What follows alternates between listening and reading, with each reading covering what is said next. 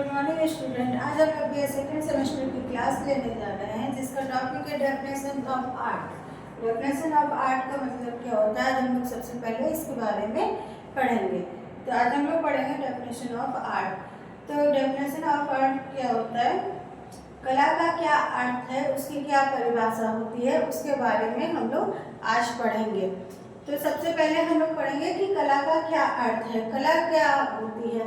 कला जो होती है वो हमारे मन के अंदर छिपी हुई दमित भावनाओं को कहते हैं। जो हमारे विचार होते हैं, जो हमारी इच्छाएं होती हैं, उसे हम लोग अपनी कला के द्वारा अपने विचार को उकेरते हैं।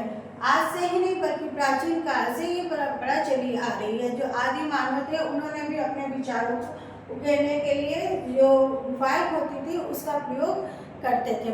उन गुफाओं में भी आज जैसे कि अजंता की गुफाएं हैं, एलोरा की गुफाएं हैं, या जोगीमारा की गुफाएं हैं, बहुत ही प्राचीन जो गुफाएं हैं उनमें आप लोगों ने देखा होगा कि अपने विचारों को उन्होंने चित्रों के माध्यम से अपने विचार को प्रकट किया है।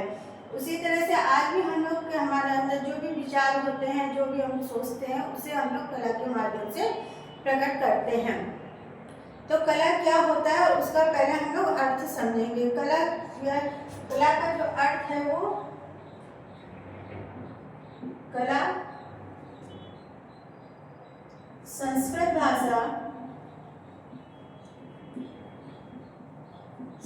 भाषा का से लिया गया है का शब्द से लिया गया है कला का अर्थ। तो कला का अर्थ जो है वो का शब्द से लिया गया है। वहीं जो हर्बर्ट रीड है उन्होंने इसको दो भागों में विभाजित किया है। हर्बर्ट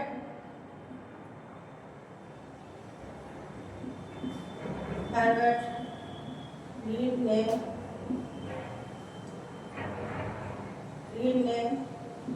दो भागों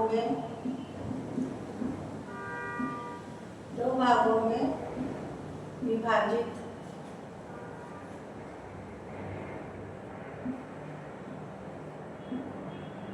किया है।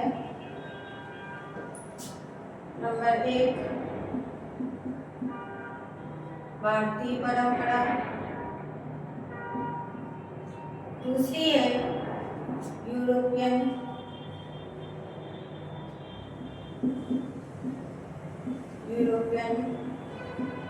परंपरा। भारतीय परंपरा में कुछ विद्वानों ने जैसे कि अभी बताया कि कला शब्द को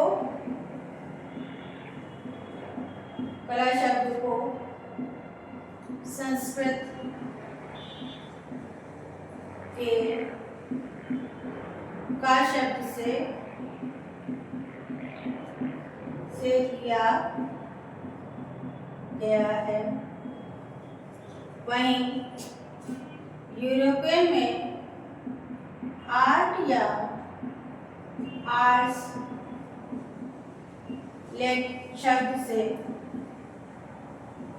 शब्द से लिया गया है, जो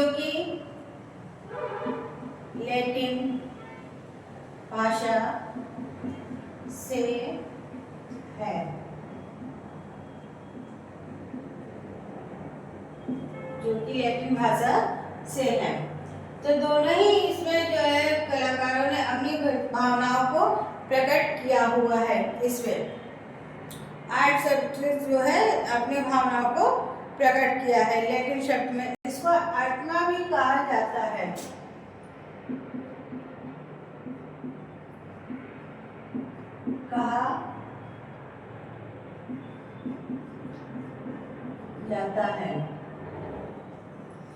कहा जाता है इसको। वहीं इसके अब बात करते हैं हम इसकी परिभाषा की। तो इसकी परिभाषा जो है कई विद्वानों ने दिया है, जिसमें कि हमारे भारतीय विद्वान भी रहे और यूरोप के भी कई विद्वानों ने इसकी परिभाषा दी हुई है, जिनके विचारों से कला के विभिन्न रूप सामने आए हुए हैं और उसको उन्होंने अपनी परिभाषा के द्वारा, अपने विचारों के द्वारा प्रकट किया हुआ है, जिसमें कि भारतीय मनुष्यों में सर्वप्रथम रविन्द्रनाथ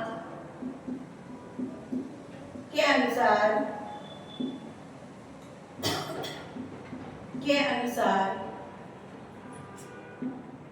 कला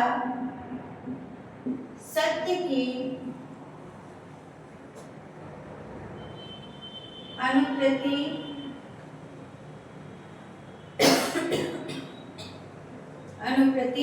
है।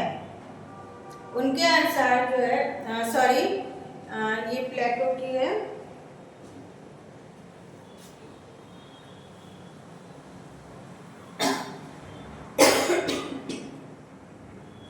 कला जो है जो सत्य है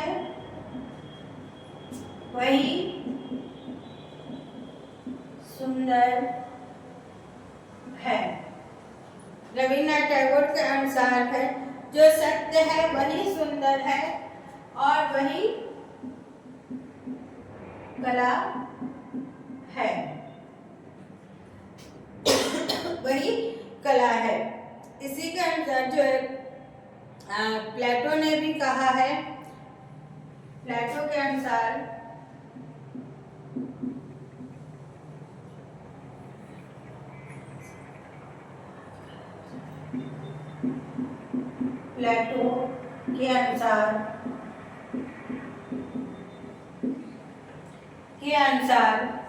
कला जो है वो हमारी कला जो है वो सत्य की अनुकृति है, यानी कि जो सत्य है उसी की अनुकृति है। कला जो है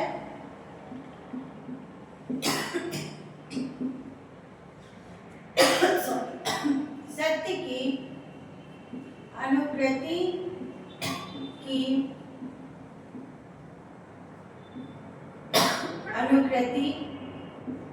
है।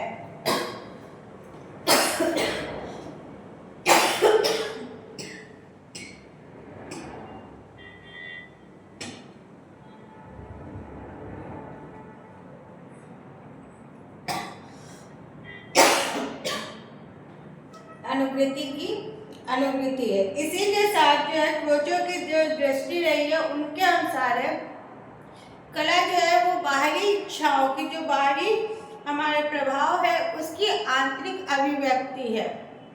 क्रोचो के अनुसार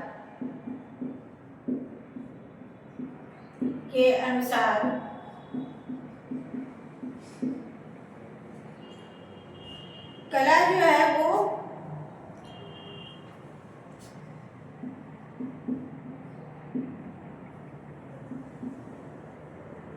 बाहरी प्रभाव की आंतरिक अनुकृति है। जो हमारे बाहरी प्रभाव है, जो हमारे बाहरी विचार है उसकी आंतरिक अभिव्यक्ति या आंतरिक अनुकृति